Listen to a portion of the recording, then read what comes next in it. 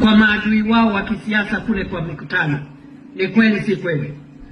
Kuna wanasiasa wakiona vijana wameona jeshi ya kupiga makelele ya siasa, anampatia shilingi 200, shilingi 500 ati uende ukapige makelele kwa mpinzani wako wa kisiasa.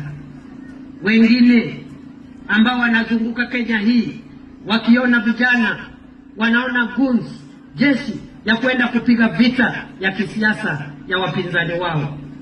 Wengine wakiona vijana wanaona bloggers wa kulipwa shilingi 200 waende mtandaoni kutukana viongozi wale wengine, kutukana MCA, kutukana MP, kutukana rais, kutukana mpinzani. Viongozi wengine wakiona vijana wanaona voting machine, watu wa kupiga kura. Lakini hawa viongozi ukiwauliza, huyu kijana hana kazi, uko na program gani, uko na plan gani, uko na maono gani ya kutafutia huyu kijana kazi? Hana program.